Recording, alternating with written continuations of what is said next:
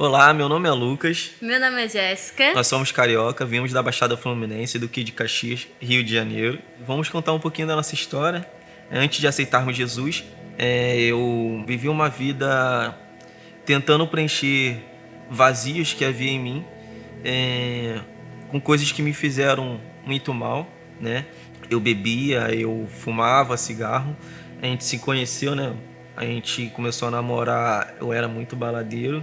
Eu achava que não merecia ir para a igreja, que primeiro eu tinha que mudar os meus hábitos totalmente para poder aceitar Jesus, né? Pra gente era tudo bem, tanto fez, tanto faz, estar casado ou não, era só simples burocracia estar casado no papel e muito menos pela igreja, porque eu não ia pra igreja ou não acreditava em religião, acreditava em Jesus e Deus, mas não tinha conhecia esse conhecimento de que Deus é o meu pai e que Jesus veio e morreu pra me salvar. Orava muito, né, para que quando eu fosse aceitar Jesus, para que a Jéssica aceitasse junto comigo, para que a gente não vivesse em um relacionamento sob julgo desigual. E ela decidiu ir para a igreja junto comigo. E nesse dia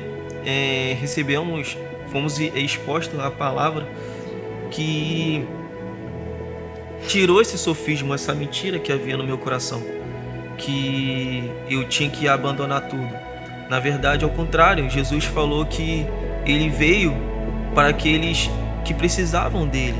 Ele veio para os que eram pecadores, para que estavam em pecado, para que através dele a nossa vida fosse mudada. A partir dali meu coração ele queimou, sabe? Depois dessa revelação.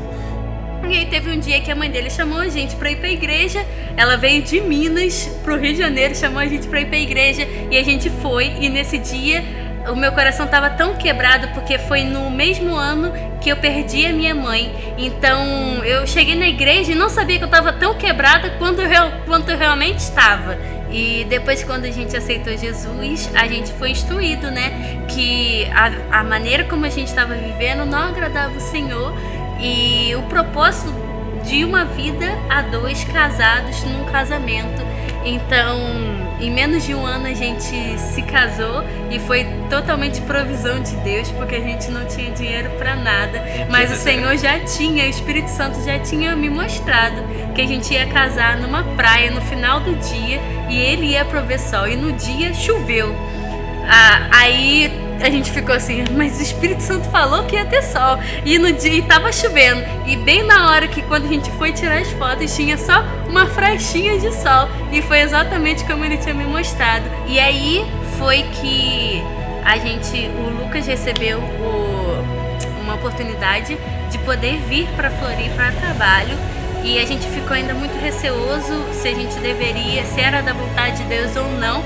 E a gente passou por um longo processo de oração, até mesmo porque a gente tinha uma vida completa lá no Rio de Janeiro. A gente pertencia a uma igreja, a gente tava tudo completo, mas o direcionamento foi, chegou a hora, chegou o tempo.